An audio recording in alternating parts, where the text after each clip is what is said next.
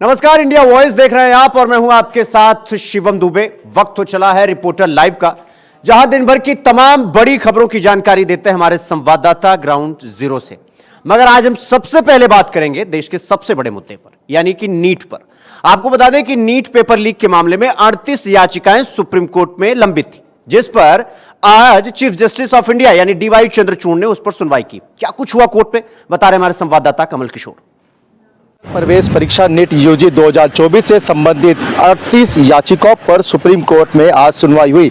Chief justice of India ने इस मामले पर सुनवाई बुधवार तक टाल दी है। नीट मामले पर सुनवाई चीफ जस्टिस डीवाई चंद्रचूड़ की अध्यक्षता वाली 3 न्यायाधीश की पीठ ने सुनवाई की। सीजेआई ने कहा कि पेपर लीक हुआ है, लेकिन इसका दायरा कहां तक था, इस पर अभी विचार कर रहे हैं। फिलहाल इस मामले पर अगली सुनवाई बुधवार को होगी। सीजेआई ने कहा कि याचिकाकर्ता की ओर से पेश सभी वकील इस बात पर अपनी दलीलें पेश करेंगे कि दोबारा परीक्षा क्यों होनी चाहिए, और केंद्र तारीखों की पूरी सूची भी देगा। वीडियो जर्नलिस्ट के साथ मैं कमल किशोर, इंडिया वॉइस, दिल्ली।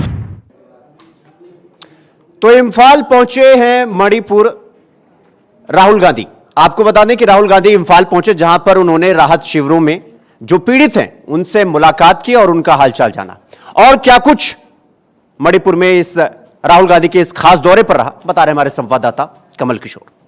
कांग्रेस सांसद और लोकसभा में विपक्ष के नेता रहे राहुल गांधी आज मणिपुर के इम्फाल पहुंचे, जहां उन्होंने राहत शिविर का दौरा किया और हिंसा से प्रभावित लोगों से मुलाकात भी की। बता दें कि आज शाम राहुल गांधी मणिपुर के राज्यपाल अनुसुईया उइके से शाम 5:30 बजे मुलाकात भी करेंगे। इसके बाद राहुल गांधी शाम 6:15 बजे मणिपुर के कांग्रेस कार्यालय में एक प्रेस कॉन्फ्रेंस से लोगों को संबोधित भी करेंगे। इम्फाल में राहुल गांधी ने जिरीबाब हाई सेकेंडरी स्कूल राहत शिविर का दौरा भी किया, वहां हिंसा के पीड़ितों को सहायता प्रदान की। जल्द ही राहुल गांधी मणिपुर के चांदपुरा जिले के तुईबोंग और सद्भावना मंडप में राहत शिविर का दौरा भी करेंगे। इससे पहले राहुल गांधी ने सोमवार को लखीमपुर के फुलेरताल में एक राहत शिविर में बाढ़ प्रभावित पीड़ितों से मुलाकात के लिए असम का दौरा भी किया था। वीडियो जर्नलिस्ट के साथ मैं कमल किशोर, इंडिया वॉइस।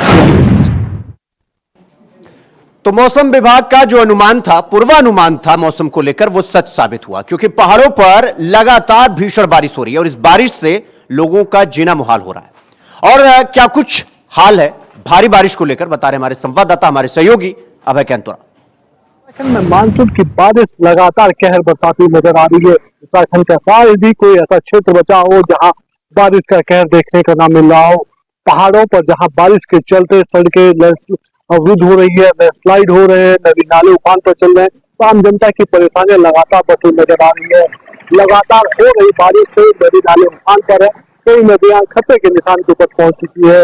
आपका मैदानी क्षेत्रों में कह सकते हैं कि बाढ़ का खतरा लगातार मंडराने लगा है। जो निचले इलाके हैं वहां पर जल स्तर से कह सकते हैं बढ़ने से जो तय क्षेत्र हैं वो लोग परेशान वहां पर होने लगे हैं।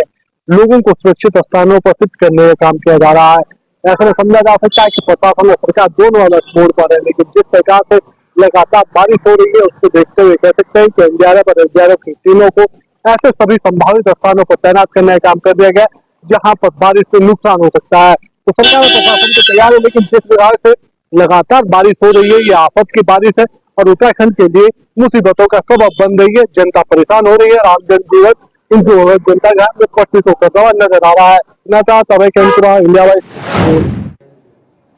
तो वहीं कुमाऊं के सभी 6 जिलों में भीषण बारिश हो रही है और बारिश इतनी भयानक हो रही है कि वहां के लोगों का हाल बेहाल हो गया है बारिश की वजह से।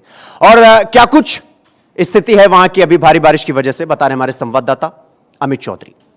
उत्तराखंड में मानसून आने के बाद से लगातार हो रही बारिश से अब जो हालात है वो बद से बदतर लगातार होते जा रहे हैं। बात करें तो गढ़वाल मंडल तथा कुमाऊं मंडल में बारिश का असर खासा देखने को मिला है। पिछले 48 घंटे की बात की जाए तो कुमाऊं के सभी 6 जिलों में लगातार तीव्र गति से बारिश हो रही है। मैं अभी नैनीताल जिले के हल्द्वानी शहर में मौजूद हूँ। आप देख सकते हैं मैं गोला बैराज पे हूँ, गोला बैराज पुल पे हूँ और यहाँ से गोला बैराज का नजारा आप देख सकते हैं। लगातार ये गोला नदी लगातार अपने तीव्र वेग से बह रही है और अगर ताजा हालातों की बात करें तो खतरे के निशान से के ऊपर ये जो गौला नदी का पानी वो पहुंच चुका है। 37,000 क्यूसेक पानी गौला बैराज से छोड़ा गया है और गौला बैराज के जो 5 के जो क्षेत्र है, लालकुआ की बात की जाए, बिंदुघट्टा की बात की जाए, शांतिपुरी की बात की जाए, तो वहां पर लगातार जो जल भरा हुआ है गौला नदी के चलते वो लगातार बढ़ता जा रहा है। और गौला नदी के आसपास के जो क्षेत्र है जहाँ पर लोगों को यहाँ पर पहले ही एहतियात के तौर पर प्रशासन ने हटने के निर्देश दे दिए थे और एहतियात बरतने के निर्देश दिए थे, वहां से लोगों को अब लगातार प्रशासन के द्वारा हटाया जा रहा है। गौला नदी के पास की अगर बात करें तो यहाँ पर कलसिया नाला की बात की जाए, रकेशिया नाला की बात की जाए, तो लगातार तीव्र वेग से पानी आने के कारण लोगों को यहाँ पर खतरा बन चुका है। उसको लेकर के एहतियातन के तौर पर लगातार लोगों को यहाँ से हटने के निर्देश दिए जा रहा है। आप देख सकते हैं लगातार पानी का वेग बढ़ता जा रहा है। गौला नदी का लगातार ये बारिश का असर है जो 48 घंटे से लगातार हो रही है। इस बारिश की वजह से गौला नदी में लगातार पानी जो है अपनी तीव्र वेग से लगातार गौला नदी में प्रवेश कर चुका है और गौला नदी अपने भयावह रूप में आती जा रही है, जिसको देख करके लोगों में लगातार डर बना हुआ है। प्रशासन की ओर से लगातार ये निर्देश दिए जा रहे हैं कि लोगों को जो अति आवश्यक कार्य जब तक ना हो तब तक अपने घरों से ना निकले, लेकिन लोग लगातार अपने घरों से निकल रहे हैं कार्य होने के कारण, तो लोगों को भी दिक्कतें हो रही है। बच्चा मेरे साथ मौजूद है। बेटा, बारिश बहुत ज्यादा हो रही है, दिक्कत हो रही है, स्कूल में छुट्टी है? यस अंकल, बहुत दिन से 4 दिन से बारिश हो रही है, इसलिए स्कूलों की ऑफिसों की छुट्टी हो गई है। इसलिए कई दिन से बहुत तेज बारिश के चक्कर में हम घूमने नहीं आ पा रहे हैं और इसलिए हालात में सब लोग बहुत बड़े परेशान हो रहे हैं। प्रशासन ने कहा है घर पे रहो, फिर आप निकल क्यों रहे हो बाहर? हम कई दिन से घूमने नहीं गए हैं, हमारे पापा की बहुत तबीयत खराब हो गई थी, तो वहाँ पे एडमिट हो गए थे, मुझे सांस नहीं आ रही थी। तो आप देख सकते हैं जो लोग हैं वो भी खासा परेशान है। जो चिकित्सा सुविधा है इस बारिश के दौरान वो भी खासी बाधित हुई है, लोग परेशानी में। मैम ये बताइए, लगातार बारिश हो रही है, 48 घंटे हो चुके हैं, कैसा माहौल देख रहे हैं गौला नदी में? आप अभी यहाँ पर देखना है बारिश की वजह से बहुत ज्यादा परेशानी हो रही है, डेली नीड्स की चीजों के लिए भी, सब्जी वगैरह के लिए बहुत परेशानी हो रही है। इंसान को सब सामान चाहिए तो ऐसी भयंकर बारिश में ही निकलना पड़ रहा है जी। तो एहतियातन के तौर पर क्या आप लोग कर रहे हैं, किस प्रकार से रहना है? सर, जितना हम सामान ले सकते हैं एडजस्ट करके कर रहे हैं कि थोड़ा यूज करें, हिसाब से करें, यही सब कर रहे हैं। एक युवा मेरा और भैया बताइए कितनी दिक्कतें हो रही हैं गौला बैराज में? आप घूमने जरूर आए लेकिन यहाँ का पानी का देख के डर लग रहा होगा। पानी का देख के हम रात आए थे और आने के बाद वापस जा रहे। माहौल ऐसा है, ना दर्शन कर पाए, ना कहीं कुछ बैठ पाए, ना कुछ खा पाए, और आप देख रहे हैं बारिश इतना है कि आप गाड़ी से बाहर निकलेंगे तो देखिए। तो साफ तौर से आप देख सकते हैं, भले ही यहाँ पर पुरुष की बात की जाए, महिलाओं की बात की जाए, वो लगातार जो लोग यहाँ पर है वो लगातार यहाँ पर देख सकते हैं। एक व्यक्ति और उनसे बात करते हैं। भैया, बारिश लगातार 48 घंटे से हो रही है, क्या दिक्कतें हैं लगातार मौसम को? हम आए थे तो 5 से 6 दिन के लिए ट्रिप थी हमारी, पर यहाँ देखा पानी का बहुत तेज बहाव है, खतरे में हम लोग। यहाँ से कम 300 किलोमीटर दूर डिस्ट्रिक्ट से उत्तर प्रदेश से हम लोग आए हुए हैं, 5 लोगों का ग्रुप है हमारा। तो सोच के आए थे कि बाबा नीम करोली के दर्शन करेंगे, उसके बाद नैनीताल, उसके बाद भीमताल और भी मनाली शिमला जाते हैं हम लोग, मगर यहाँ देख के डर लग रहा है हमें और यहाँ फंसने की संभावना ज्यादा है। तो प्रशासन ने जो यहाँ पर एडवाइस जारी करी उसका पालन कर रहे हैं हम लोग? प्रशासन बोल रहा है यहाँ से निकल जाइए आप सुरक्षित, यहाँ खतरे में हम लोग। हम जगह जगह हम देख रहे हैं बात हो रही है। हालांकि यहाँ के प्रशासन ने जो अपील की है व्यवस्था रखी हुई है, और 100 मीटर बाद 1 किलोमीटर बाद यहाँ जेसीबी की व्यवस्था है। देखिए, यही समझदारी है। जो पर्यटक है वो खास तौर से जो निर्देश यहाँ पर जारी किए गए प्रशासन की तरफ से उनको मानते हुए नजर आ रहे हैं और लगातार खासा यहाँ पर दिक्कतें हो रही है पर्यटकों को भी, आम जनता को भी, महिला हो, पुरुष हो, बच्चे हो, हर कोई इस बारिश से परेशान है। तमाम नदी नाले यहाँ पर उफान में है और जल भराव की स्थिति है, लोग दिक्कत में है, परेशानी में है और लगातार यहाँ पर अब कहीं ना कहीं बारिश से त्राहिमाम यहाँ पर लोगों के द्वारा की जा रही है। Amit Chaudhary, India voice, Haldwani. तो वहीं फिरोजाबाद में वकीलों ने हंगामा कर दिया और प्रदर्शन करने की चेतावनी भी दे दी है। क्या कुछ है पूरा मामला, बता रहे हैं हमारे सहयोगी अतुल यादव। अधिवक्ताओं ने किया विरोध प्रदर्शन। फिरोजाबाद का एक मामला है जहां सिरसागंज तहसील के अंतर्गत गांव रुदैनी में किसान की 75 बीघा जमीन अधिकारियों ने बंदर बांट कर ली थी, जिसमें उपजिला अधिकारी, तहसीलदार और लेखपाल पर अपने ही रिश्तेदारों के नाम किसान की जमीन को बेनामा कराने का गंभीर आरोप लगा है, जिसकी शिकायत किसान ने जिलाधिकारी फिरोजाबाद को दी थी। फिरोजाबाद जिलाधिकारी ने जांच कमेटी बनाकर कार्रवाई करने की बात कही है, लेकिन आज फिरोजाबाद के शिकोहाबाद तहसील के अधिवक्ताओं ने सब रजिस्ट्रार गौरव वर्मा के खिलाफ जमकर की नारेबाजी। जिस तरीके से जो बैनामा हुए हैं उनमें सब रजिस्ट्रार पर कहीं ना कहीं सवाल खड़े होते हैं। पूरे मामले में अधिवक्ताओं ने आज जमकर नारेबाजी की और उप जिलाधिकारी तहसीलदार लेखपाल पर कार्रवाई करने की मांग की है। अधिवक्ताओं का कहना है जिस तरीके से अधिकारियों ने 75 बीघा किसान की जमीन का बंदरवाट किया है, कहीं ना कहीं एक बड़ा घोटाला है जिसकी कार्रवाई होनी चाहिए। धन्यवाद से इंडिया वॉइस के लिए अतुल कुमार। गाजियाबाद स्थित विकास भवन में भीषण आग लग गई और आग इतनी भयावह थी कि फर्नीचर से लेकर फाइल तक सब कुछ जलकर खाक हो गया। अब आग कैसे लगी बता रहे हमारे सहयोगी प्रवीण। आज फिर एक बार गाजियाबाद में आग ने अपना तांडव दिखाया और इस बार जो है राजनगर स्थित कलेक्ट्रेट के विकास भवन के कमरा नंबर 208 में आज भीषण आग लगने से कमरे में रखी स्टैंड और फाइलें और बराबर में रखा फर्नीचर जो है जलकर राख हो गया। दरअसल आपको बता दें ये आग लगने की जो घटना है सुबह 9:45 बजे की है। जब कर्मचारी विकास भवन वहां पहुंचे तो देखा कि कमरा नंबर 208 से आग की लपटें उठ रही है, जिसके बाद कर्मचारियों ने फायर ब्रिगेड को सूचना दी। मौके पर फायर ब्रिगेड की आसपास की 2 गाड़ियां मौके पर पहुंचकर उन्होंने बामुशक्कत के साथ आग पर काबू पाया, लेकिन आग पर काबू पाने के दौरान जो है कमरा नंबर 208 में रखी सरकारी फाइलें और फर्नीचर जलकर राख हो गया। वहीं इस पूरे मामले में जो है फायर ब्रिगेड के अधिकारियों का कहना यह है कि समय रहते आग पर काबू पा लिया, वरना ये आग आसपास के कमरों तक और विकास भवन में फैल जाती। दरअसल उनका कहना यह भी है कि आग की जो है शॉर्ट सर्किट के कारण हो सकता है कि आग लग गई हो। वहीं दूसरा मामले में इस अधिकारियों का कहना यह है कि इस पूरे आग लगने की घटना की जो है जांच की जा रही है, किस वजह से इस कमरा नंबर 208 में आग लगी है और अधिकारी इसकी जांच करने की बात कर रहे हैं। जांच के बाद ही साफ हो पाएगा कि आज सरकारी कार्यालय में फाइल जलकर जो राख हुई है वो शॉर्ट सर्किट की वजह से या कोई और कारण रहा है। गाजियाबाद से प्रवीण कुमार, इंडिया वॉइस के लिए। तो वहीं जम्मू कश्मीर के राजौरी और पुंछ जिले में भूस्खलन के चलते यातायात पूरी तरीके से बाधित हो गया। इस खबर पर विस्तार पूर्वक जानकारी दे रहे हैं हमारे सहयोगी शुभम बोगल।